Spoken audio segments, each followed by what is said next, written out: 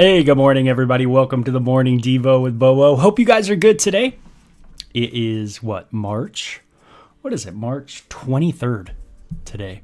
And I'm back from my trip to California, which was really good. Great trip. And so there hasn't been a Devo for, a week or so? And so it's good to be back. Hey, Patty. I know she's in the comment corner listening to the Devo all the way from... Patty, where are you at? Those pictures are awesome. Let's see, I think I saw it on Facebook, but man, they look great. Boy, how fun, right? Hanging out with your granddaughter and your kid and his wife. I mean, that sounds awesome. Enjoy. We miss you. Had a great time at the fellowship yesterday. That was super fun. Had a really enjoyable time. And now I'm ready to get into 3 John. So I grew up not around the Bible, not around Christians or the church or anything like that. I grew up in Southern California, kind of in a very progressive world. And that's kind of all I knew. And you know, it's funny, I kind of have learned over the years that no matter what you're into or how you're brought up, we all have similar kind of things in our life. Like I might not have had a pastor or a priest or a church, but I certainly had a professor, a, party that I was a part of. And if you will, my own church, my own crew, my own subculture, that really had its own set of rules and regulations to which if you don't adhere to, then you kind of are on the outs.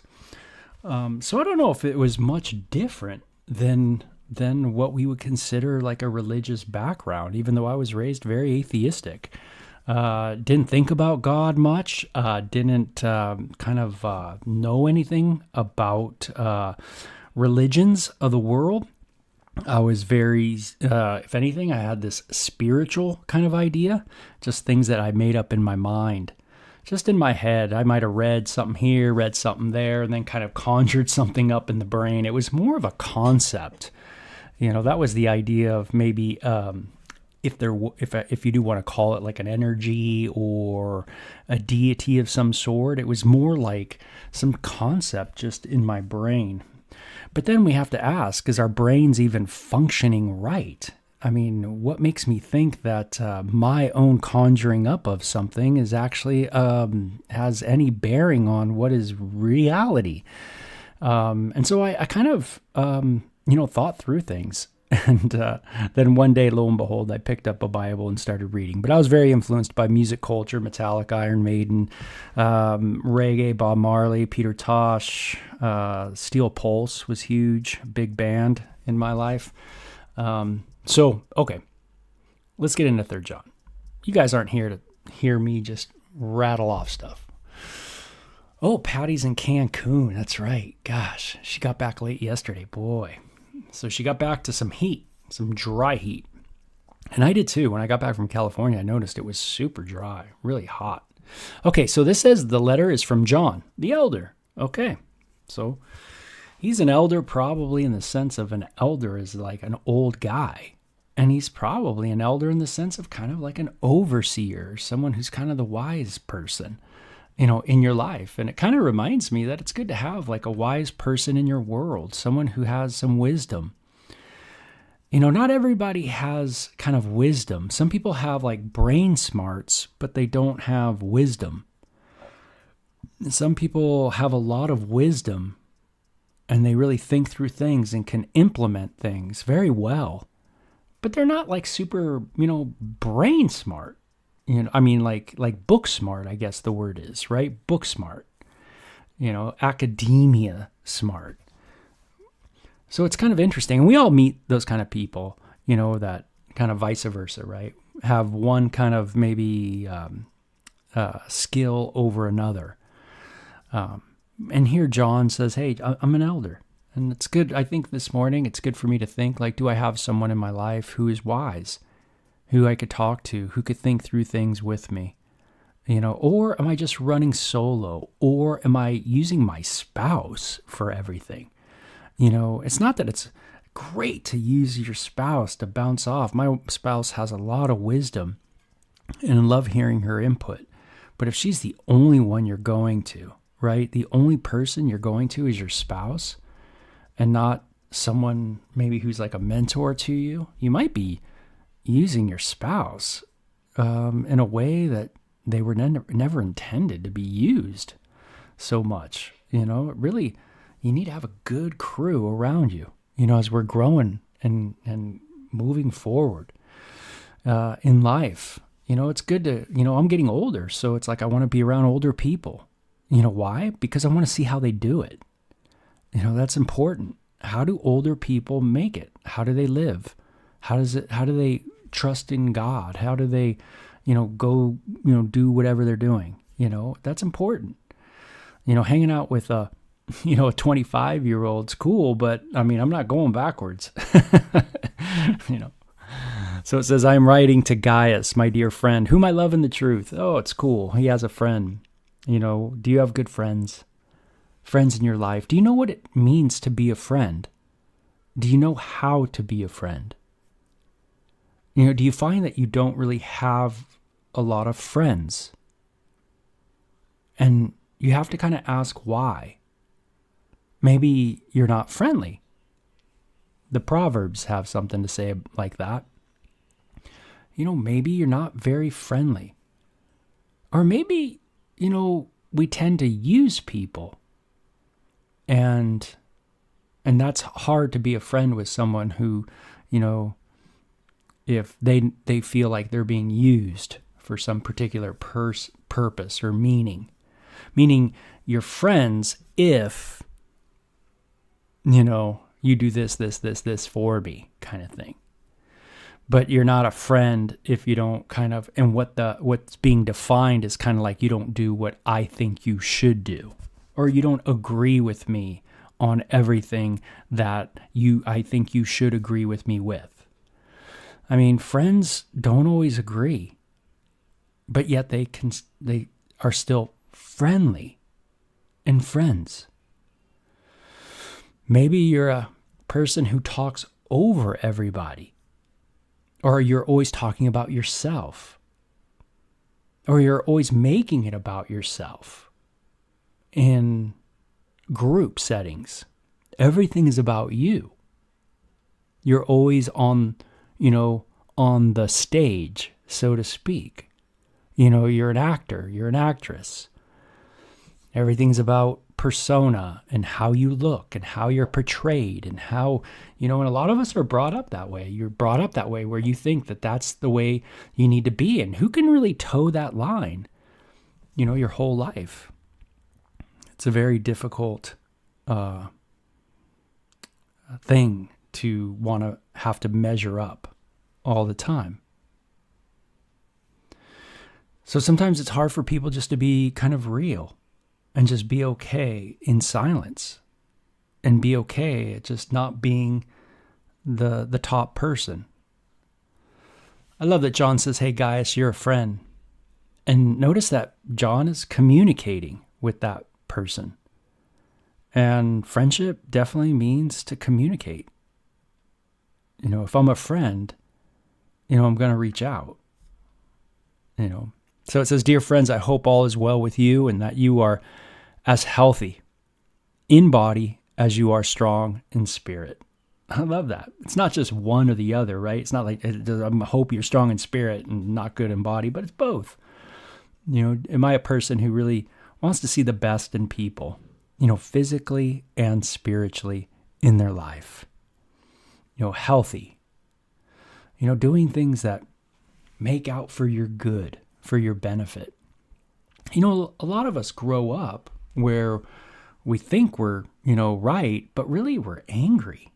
And it comes out in a lot of stuff, especially politics and things like that. When you grow up very secular, progressive like me, you kind of grow up with a certain culture of, if you will, hate. Where I grew up with a lot of hate. I had a lot of Marxist ideas in me as a kid.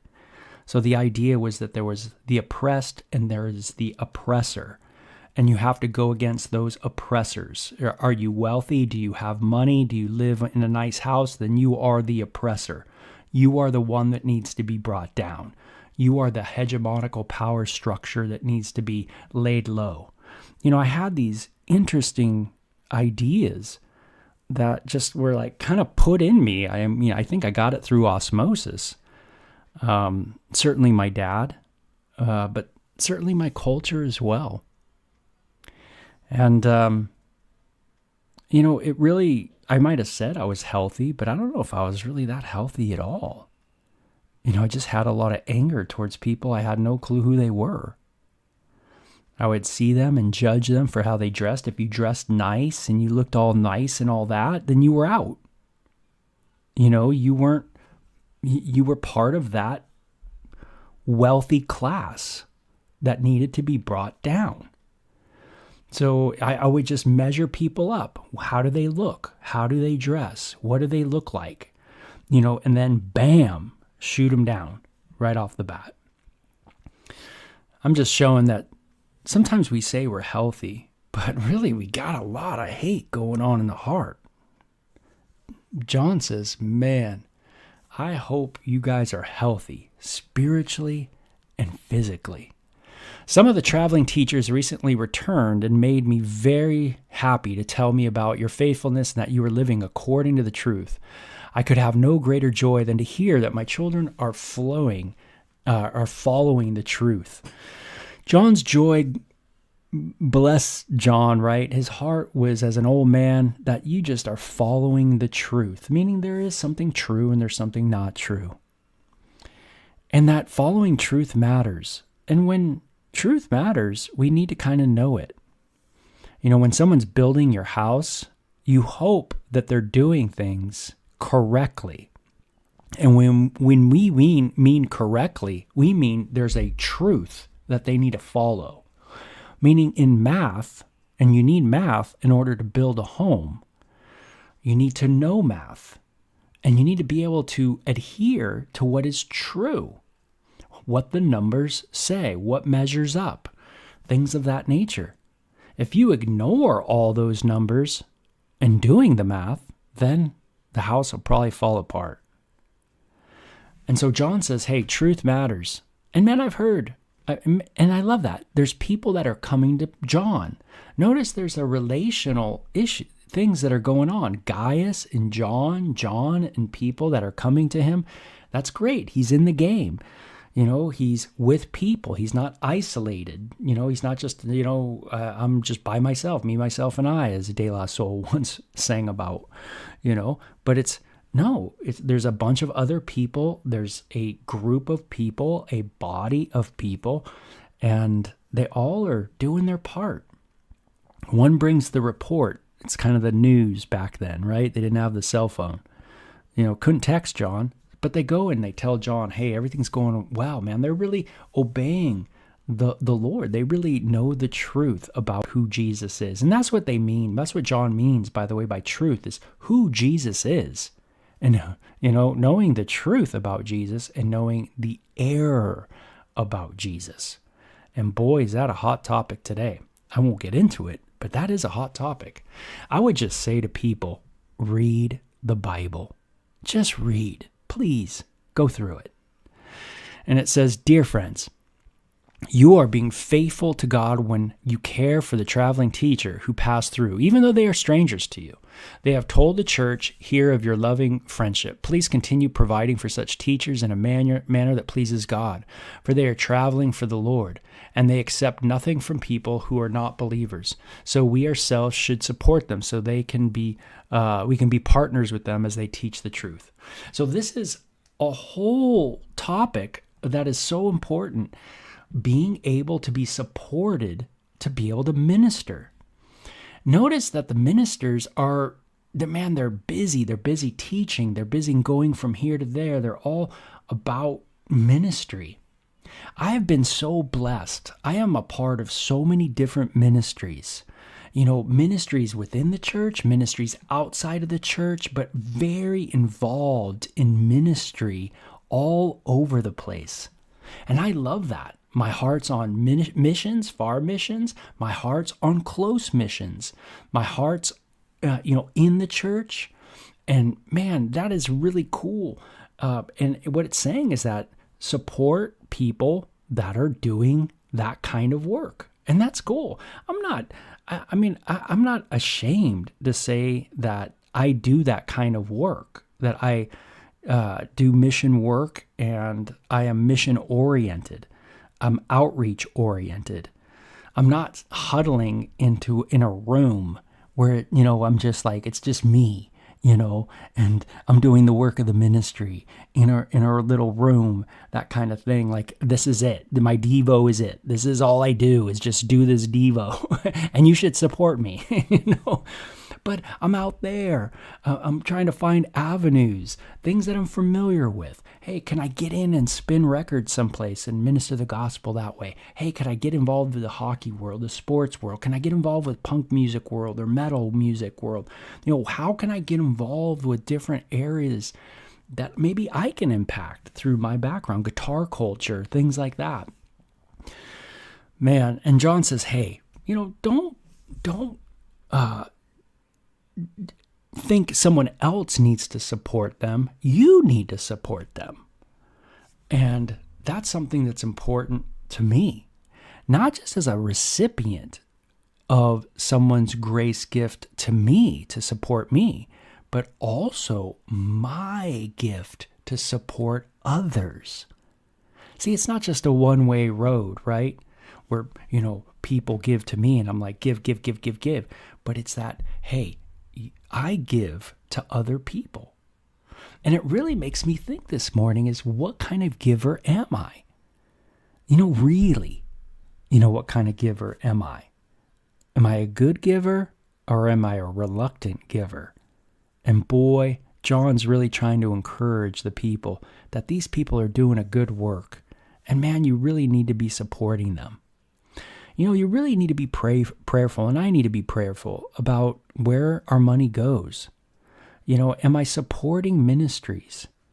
Am I, even if it's $5, $10 a month, I'm not ashamed either just to sign up to do $5 a month for someplace, because it gets my mind on, hey, that is an important area, and I want to do whatever I can. Most of my money, of course, goes to my local church, but then if I have other money, I want to be prayerful about how that gets distributed, because there's so many people doing great things, man. They're amazing things. And you just got to love it, right? I'd rather die kind of with no money and just it all kind of go somewhere. That's kind of cool. Instead of die and just you have a ton of money, but you didn't use it, right? You didn't distribute it. I think Jesus has some things to say about that. So he says, I wrote to the church about this, but Diotrephes, who loves to be the leader, refuses to have anything to do with us. When I come, I will report some of the things he is doing and the evil accusations he is making against us. Not only does he refuse to welcome the traveling teachers, but he also tells others not to help them, and when they do help, he puts them out of the church. Dear friends, don't let this bad example influence you. Follow only what is good. Remember that those who do good prove that they are God's children, and those who do evil prove that they do not know. Man, John has to kind of highlight a person who's not doing so good. One of these people in the church that John is writing, the group of people that he's writing, is this guy Diotrephes. He loves to be the head of everything. He loves to be the leader guy. He talks that way. I'm the leader. I know. I got it all together. Hey, don't support these people. You support these people. He's kind of dictating, right? What you should support, what you shouldn't support. How And John says, man, this guy's not thinking right if he thinks that you guys shouldn't be supporting, that group over there, because they're doing a great work. But Diotrephes, wants to be the leader. And this kind of tells me something too. Like, what is my leadership like? Am I a Diotrephes? Am I a guy who's trying to, control and trying to, have my hands in everything. Can I let people just do what they need to do? What God's putting on their heart? Or do I have to lord over them, control everything? This doesn't just happen in the church, by the way. This happens in the secular world as well. People that usurp, that are not just usurp, but they dominate in an authoritative way. This happens in groups, in elementary school, in junior high, where you're in a group and someone with a strong will takes over that group. They want to be the leader. And you know what it's like when you're young and you're in junior high and there's someone who is bigger than everybody and they start dominating. It becomes very oppressive, very difficult to be around. Whatever you do, it's going to be scrutinized. And this Diotrephes was a guy who, man, he didn't allow people any freedom, and instead he just dictated. You got to be careful what church you're a part of. Where you're at, what group you're a part of. Do you really have freedom? Meaning you might not agree with everything, but do you have freedom? Or are they gonna, are they just like, no? Is their leadership so strong-handed? You notice that John is a leader too. And he leads with the idea of what is true and what is not true. And he also points out when someone's not following truth. Meaning Diotrephes is saying something that's not true. And John is pointing that out. So a good leader isn't someone who just doesn't say anything, right? You don't want a leader who just says, hey, whatever you want to do, you go do. That's not leadership. It's someone who's holding to what is true. And Diotrephes is doing something that is not true. He's saying something that is not true. So sometimes people want a leader that are really no leaders at all. And other people seem to like leaders that dominate, that are very strong-willed, and say things that aren't even true. Jesus was the best leader. Did he say things that were true? Yeah, he had the spirit of truth in him. He is the way, the truth, and the life. Jesus is true. But yet, you don't see him just, right? You don't see him like a gorilla on people. You better listen to me. Come on, what are you doing? You don't see that kind of you see a lot of mercy and a lot of grace. And even in his talking to people, he's pleading with them to listen to him, right? He's desiring for them to listen to what he says. So sometimes it's cool for us to think about, hey, what is a good leader and what is a bad leader? And am I a good leader? Am I a bad leader? What kind of leader am I? It says, dear friends, it says, everyone who speaks highly of Demetrius, as does the truth itself, we ourselves can say the same for him, and we speak the truth. So everyone speaks highly of Demetrius, this other guy. And so does the truth itself, meaning so does, he is doing what is true. He is walking in truth. And so John's saying, we speak the truth about him. He's walking in truth. He's doing what is true. And so our behaviors can either be true or they can be false. And that's something that we human beings struggle with. Now, we know this is the case because everybody critiques everybody else's behavior. So humans tend to know this, but we just tend to struggle with it. That there's some things that are wrong and some things are right. You might say, well, hey, I don't like that. I want to do what I want to do. Well, you can do what you want to do, but you're judging me by saying you want to do what you want to do.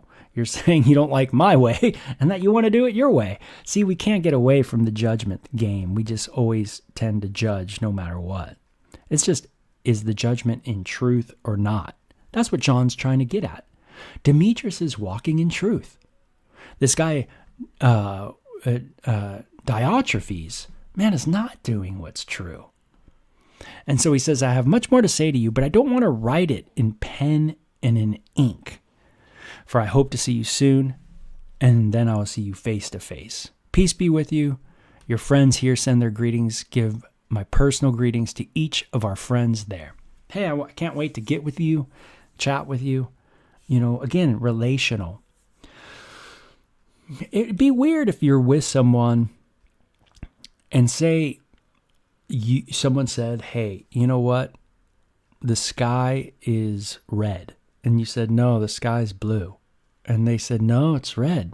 And you said, no, it's blue. And they said, no, it's red. And you just kept going back and forth. I don't know if you'd be able to really be good friends with such a person, right? Because you can't agree with what is true. Meaning there has to be an authority to what we're saying is true. Someone's got to be the utmost authority on it. And in math, you have a natural law. You have something that's just true, whether you're in the state of California or whether you're in the state of Maine or whether you're in a different country. Math is math is math is math here on this planet. And that is true. You cannot adhere to it, but there are consequences to it. John saying Jesus, the Messiah, is the true. And for us who follow Jesus, we are to walk in that truth. What is truth and what isn't truth? It's all contingent on the authority of Jesus. But practically speaking, even in just practical day-to-day life, you can say, hey, I'm walking in truth. But if you're not loving your brethren, then John would say, hey, I don't know if you're understanding the truth. You're not walking in love, but you say you're walking in truth. But Jesus is our authority on truth. And Jesus shows us, demonstrates how to walk in love. And so you could see this beautiful relationship, symbiotic relationship between truth and, the way we walk, the way our behavior is. That we can't, we have to look at those. That if I say I'm walking in the spirit of truth, then what does that mean? Is it my truth? Is it your truth? Is it the professor's truth? Is it the political party's truth? Or is it the truth and God is true? Is it the highest authority and that is God? So it's kind of cool to think through some of these things. I love the way John writes because it makes us think about truth. And what is truth? And what is Diotrephes doing that's not true? And then there's this Demetrius guy, and he is walking in the truth. And what is John comparing it all to? Are you walking like Jesus? He's the ultimate authority. So maybe today I just kind of focus on, hey, am I really walking like Jesus? Really? And let's try to have an honest heart about it. So, man, it's a cool Devo, something to think about, things to think about in our life and in our walk with God. Okay, so that is third John. It's all done. Pow, right? Finished. Like we say in Hawaii, we're all done. Woo, very cool. So it's amazing. You got these small books, but they do have a big punch to them, right? And you can see how personal everything is. Just like in our own life, right? Things are personal, our relationships. Anyway, it's great to be back in the Devo. Tomorrow, Lord willing, we will do the book of Jude. And we might break this one down in a couple Devos. And then after Jude, you guys know where we're going, right? Oh, man. It'll be fun. Okay, we'll talk to you guys later, okay? You take care. Bye-bye.